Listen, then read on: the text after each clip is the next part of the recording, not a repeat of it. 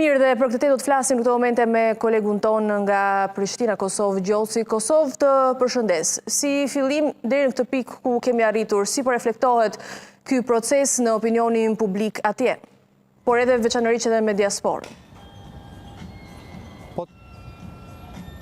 Po të thëmë drejtën është paka shumë ai qëndrim nëse mund ta konsiderojmë duke qenë se është dhe qëndrim zyrtar nga Ministria e Drejtësisë, sepse deri më tani nuk është se kemi pas ndonjë reagim nga ana e kryeministrit në detyrë zotit Kurti, por kemi pas pra reagim nga Ministra në detyrë e Drejtësisë dhe të thëmë drejtën mund të them lirisht se është paka shumë ky qëndrim që po dëgjohet gjithandej në opinionin kosovar, qoftë në përfaqësues të partive politike, bashkëpunëtorë të vetë të akuzuarve atje, jurist njës të kësaj fushë, por edhe të asaj çfarë ka ndodhur në këto 5-6 vite në Hagë të Holandës. Pra në përgjithësi gjithë kjo po shihet si një tentim politik për ta njollosur luftën e drejtë të UÇK-s, pra një farë tentimi që të barazohen krimet që janë kryer nga ushtria serbe dhe shteti serb në atë kohë me atë çfarë ka bërë UÇK-ja, që ka qenë normalisht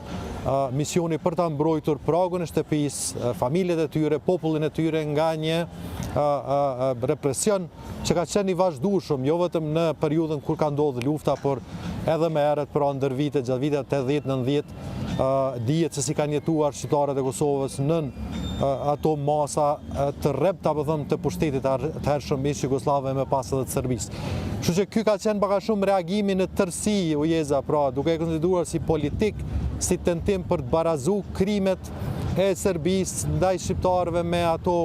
që mund të ndodhë, eventualisht që pretendohen se kanë ndodhur nga pjesëtarët e UÇK-s. Ajo çfarë më së shumti normalisht është parë si e papranueshme është pra edhe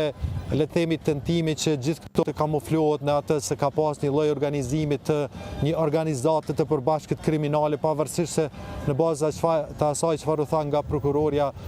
përgjegjësia është individuale, pra dënimet do të jenë vetëm për individët.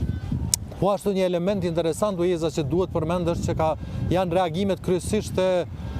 profesionistëve, juristëve që thonë se kërkesa për dënim maksimal, pra 45 vite nuk shkon as me atë çfarë është parapar në kodin penal të ish Jugosllavisë, sepse në bazë të asaj çfarë kemi pa edhe nga praktikat e mëhershme, por edhe në rastin e tribunalit të Hagës më herë për ish Jugosllavi, apo edhe gjykime tjera ndaj ish pjesëtarëve, qoftë shtetit serb apo shteteve tjera që janë gjykuar në këto tribunale, gjithmonë është parapar që duhet merret parasysh ligji më i favorshëm për të akuzuarit, që në bazë të asaj çfarë thuhet, ligji i kodit penal të ish Jugosllavisë parashen një dënim në raste të tilla prej 5 deri në 15 vjet burg, që pak a shumë kemi pas disa raste të dënimeve edhe këtu në Kosovë të serbëve që gjykohen dhe janë dënuar për krime lufte apo torturat e njerëzve gjatë luftës. Po ashtu është marrë pak a shumë për bazë edhe fakti se çfarë ka ndodhur gjatë gjykimeve në tribunalin e Hagës dhe gjykatën speciale, ku kemi pas le të themi një rritje bazuar në faktet dhe provat që janë ofruar, një rritje të dënimit nga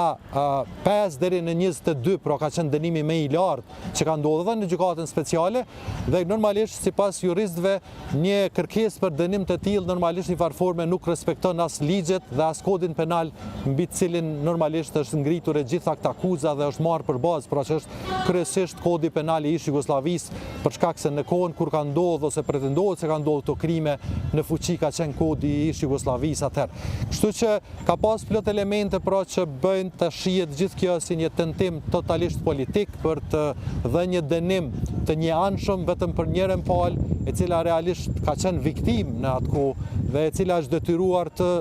ngritet ngëm, të kap armën në duar për të mbrojtur veten, pragun e shtëpisë, familjen, popullin shqiptar, jo se ka dashur luftë, po se ka dashur ti dal përballë atij represioni, asaj shtypje që ka pas vazhdimisht nga ana e shtetit serb dhe pushtetit atëhershëm ndaj shqiptarëve. Kështu që në përgjithësi ujeza shihet si një tentim politik, jo drejtësi, paka shumë kjo do tjetë edhe thirrja dhe motoja e protestës së madhe që është thirrur me 17 shkurt, ku edhe vetë djali ish presidenti tha që e ndriti, por edhe kreu i AK-s, ish komandanti i luftës, Ramosh Haradinaj e shumë të tjerë kanë shfrytzuar rastin këtë ditë dhe këtë kërkesë të prokurorisë pra që t'i bëjnë thirrje gjithë qytetarëve shqiptarë gjithandej ku janë, që t'i bashkohen këtij marshe për të çuar mesazhin se kërkojnë drejtësi dhe jo politik, pra sepse në një farë forme gjithë ajo çfarë po shihet dhe kërkesat që ka pas prokuroria në këtë rast, po them përveç mos respektimit të shumë çështjeve ligjore në këtë rast, po shihet edhe si veprim totalisht politik që tenton patjetër të vë një lloj njolle të zezë në atë çfarë njihet, po them në botë dhe që kur po them njihet në botë, bazohem në faktin e dëshmive që kanë ardhur edhe nga personalitetet të shumta ndërkombëtare, të cilat normalisht nuk kanë asnjë lidhje, po them të çfarë do qofshme me Kosovën apo luftën e atërshme, dhe këtu normalisht dënimi eventual, po them i këtyre njerëzve, sidomos me dënime aq kapitale, dënime aq mëdha që janë përmend nga ana e prokurorisë, në farë forme i bie që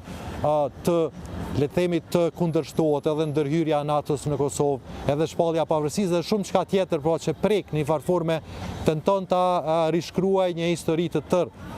sa i përket Kosovës dhe luftës së Kosovës, kështu që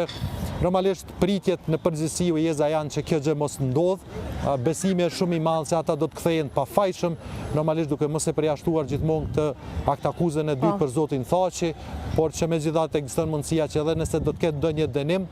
realisht ajo ti numërohet me paraburgimin që e ka kaluar atë është gati në vitin e 6 që ka hyrë, kështu që besimi dhe është goxha i plot dhe i madh që ata do të kthehen pafajshëm pavarësisht kërkesave të prokurorisë. Po, e qartë, Kosovë të falenderoj.